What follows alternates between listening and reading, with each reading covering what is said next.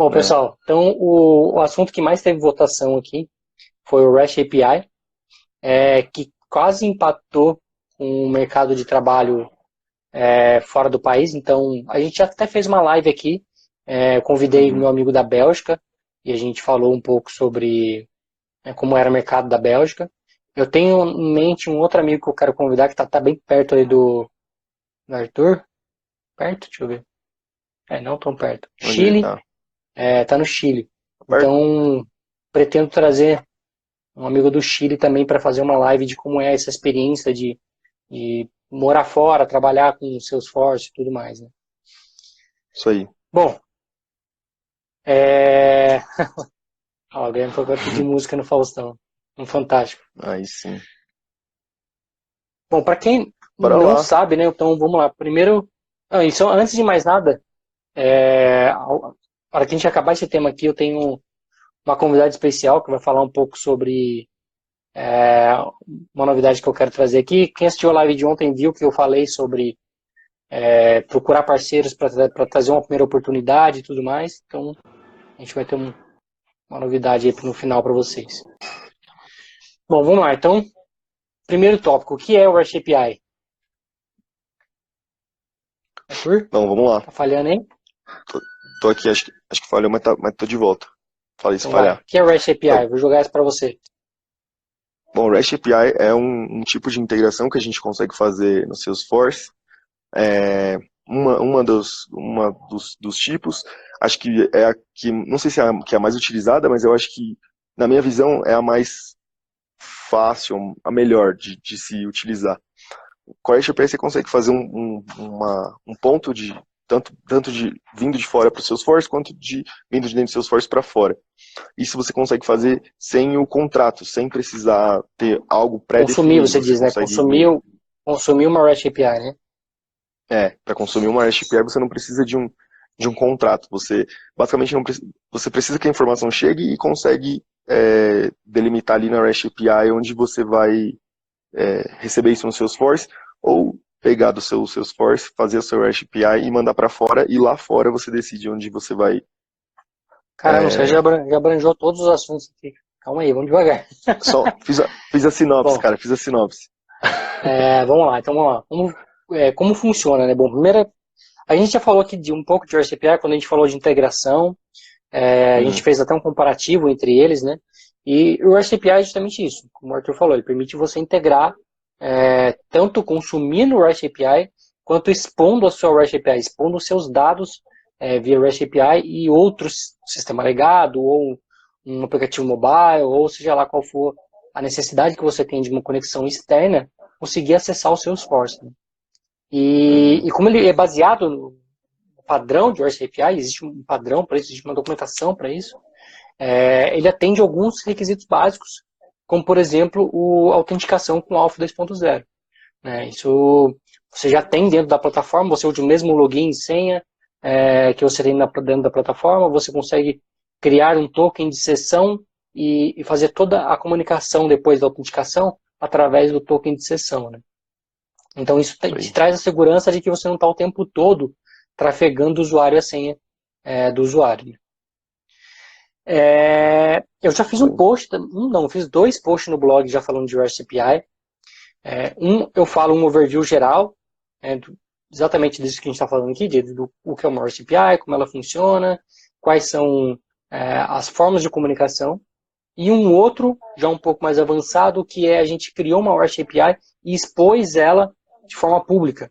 Ou seja, assim como a gente tem o padrão de uma REST API que precisa de uma autenticação, a gente também tem um padrão onde você não precisa de autenticação. Né? Imagina, por exemplo, um serviço Uhum, de consulta de tempo, previsão de tempo, né? Ou consulta de CEP. Geralmente são serviços que expõem para você uma REST API, mas esses serviços não requerem autenticação. Né? Você não precisa de autenticação para poder consumir esse serviço. Então a ideia foi uhum, justamente essa. No segundo post foi como expor um dado, né, dentro do Salesforce para que você consiga fazer isso sem precisar de autenticação. Lógico que tem vários pontos que você tem que levar em consideração quando você faz isso, ainda mais tratando da plataforma de Salesforce, porque ela tem suas limitações, A gente já falou também aqui várias vezes sobre limitações. A Salesforce ela tem suas limitações e quando você fala de chamada API, também esbarra nessas Existe. limitações. Então, A gente falou dependendo do disso serviço que no. você for criar, pode falar. A gente falou disso no webinário, no primeiro webinário de Organization Setup. Ele, lá no Sim, Company Information tem o limite de API que você você pode, que consegue você pode fazer.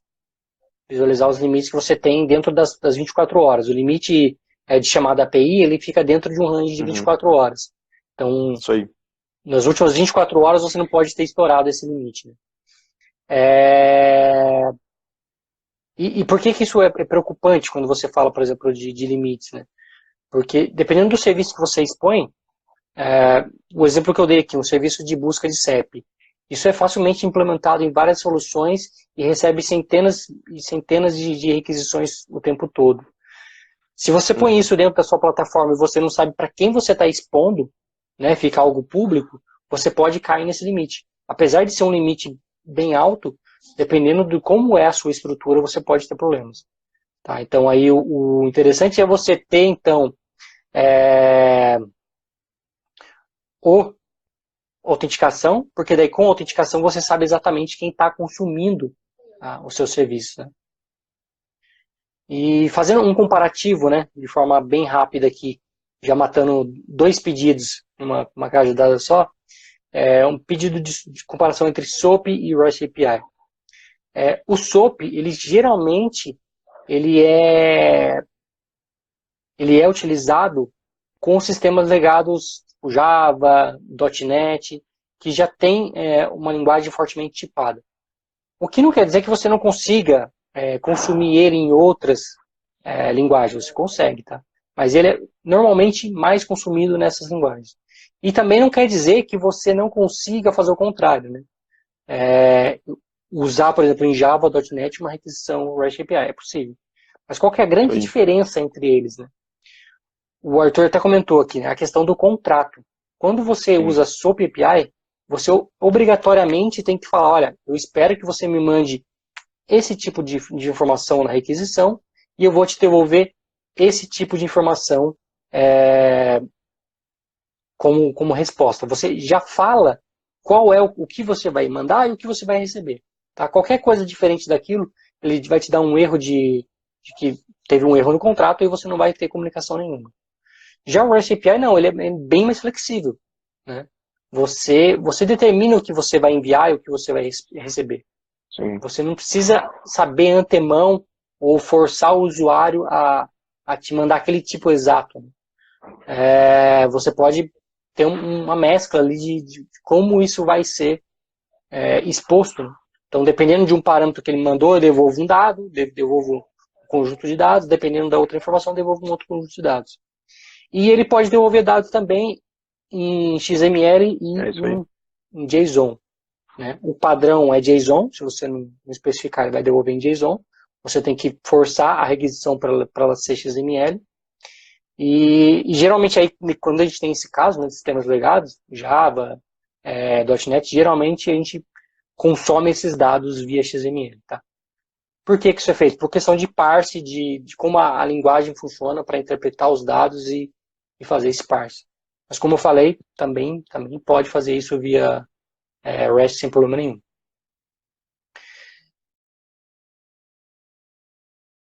Então tá bem ruim, Arthur? O Arthur até caiu. Pessoal, mais algumas dúvidas? Deu para esclarecer aqui? Até aqui? A dica que eu deixo para vocês entra no blog source.cloud e joga o REST API na busca, separado, tá? O REST, espaço API. Você vai encontrar esses dois posts. Na verdade, são três posts que tem. Um deles eu listo as 10 APIs que tem do Salesforce. Tem mais, né? Eu peguei só 10 e listei. E tem esses dois, que o primeiro é explicando o que é o REST, como utiliza e tudo mais. E o segundo já é um exemplo um pouco mais avançado. Então, acho que vale a pena. Tem algo que... Não, cara, não tem. Não tem nada que um faça que o outro não faça. Tanto que, por isso que o REST conseguiu matar facilmente o SOAP, né? Infelizmente, a gente ainda depende do SOAP para muitos sistemas legados, mas, de forma geral, você faz praticamente o que um faz, você faz com o outro. Né? É mais a facilidade de integração mesmo. Porque quando você fala, por exemplo, integração com o .NET, você consegue exportar o seu REST, o seu SOAP dentro do Salesforce, ele vai te gerar um arquivo chamado WSDL, e você importa isso dentro do seu projeto .NET e você já tem toda a comunicação feita. Tá? Mas em linhas gerais, não tem nenhuma diferença de um que um pode fazer e do que o outro não pode fazer. Tá? O WSDL é justamente o contrato. É ele que garante o que você espera de entrada e o que você espera de saída. Mais algum ponto? Deixa eu só ver umas mensagens aqui que eu recebi.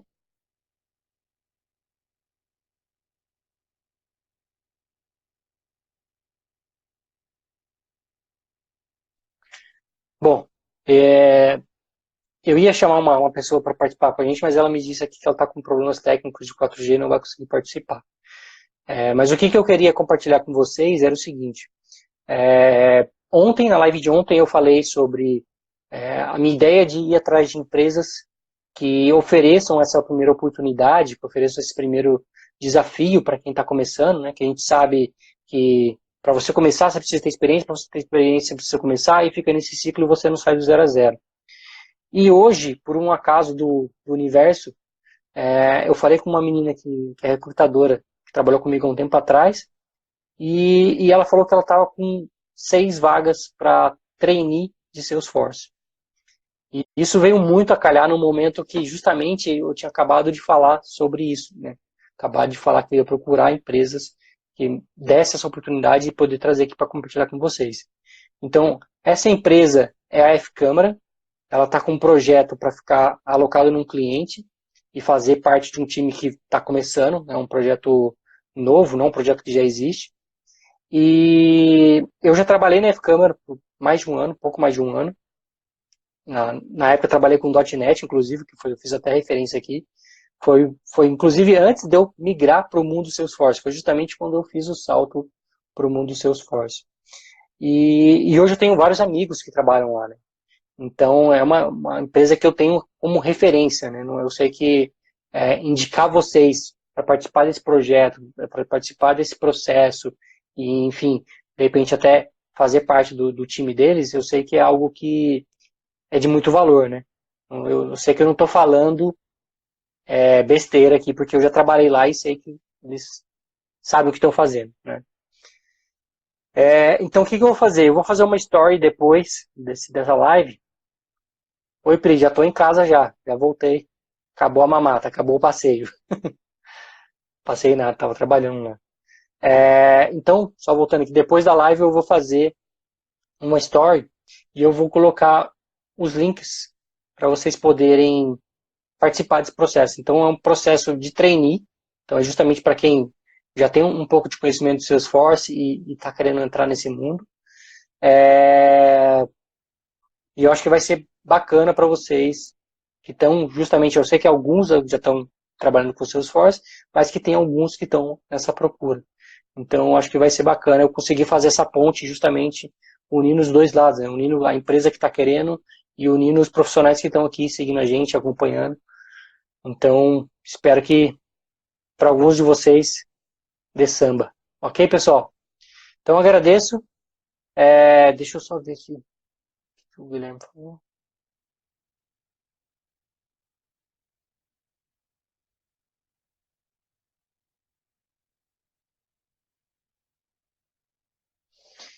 Cara, só respondendo a pergunta aqui, antes de finalizar a pergunta do Guilherme, ele perguntou se, quando a gente esbarrar nas limitações de chamada de API, o que a gente faz, né? Bom, o que acontece é o seguinte, quando você esbarra nesses limites, você vai tomar um erro, ela vai parar de funcionar, mas nos casos em que eu vi isso acontecer, que foram projetos grandes, a Salesforce acabou aumentando mais um pouco, tá? Mas sim, se você acabar tendo é um projeto muito grande que você sabe que a API que é fornecida não vai dar conta, o Heroku é o melhor caminho. Tá? É um custo mais puxado, vamos dizer assim, né? Mas você não consegue contratar esse limite dentro da plataforma. Então, porque ele meio que é comparado com o número de licenças que você tem. Então, você tem um X por causa do número de licenças e ele chega num valor de API que você pode consumir. Então, teoricamente, ou você aumenta comprando mais licença, ou você pede para seus Salesforce e eles te dão mais um pouco. Mas se você esbarrar nisso e não conseguiu aumentar, a solução seria você ir para o Heroku, que é, de certa forma, a maneira mais prática e fácil de você fazer essa integração. Porque você já consegue com o Heroku Connect falar com o Salesforce, né? Então você vai ter a comunicação com o Salesforce e ter acesso ao banco de dados sem problema nenhum. E você consegue daí expor esses dados via REST API e você vai escolher a linguagem que você quer trabalhar. Se você quiser expor isso via Java, via Node ou via PHP, que seja, são várias linguagens, se não me engano, são 8 linguagens que o Heroku permite, mas você consegue fazer isso e expor sem problema nenhum.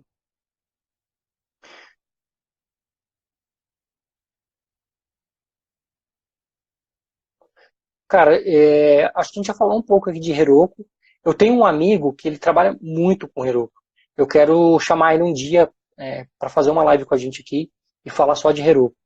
Então, prometo que eu vou tentar marcar uma agenda com ele para a gente falar só de Heroku aqui. Inclusive, no evento que eu fui lá em Tampa, no grupo de estudo em Tampa, estava um dos representantes da Heroku, da Salesforce lá. Eu troquei uma ideia com ele, eu falei de um projeto que está dentro da Heroku, que eu estava tendo um problema, ele me ajudou, me deu alguns nortes. Então, de repente, também eu posso fazer um contato com ele e ver se ele também toparia participar, falar de alguma coisa. Mas seria bacana.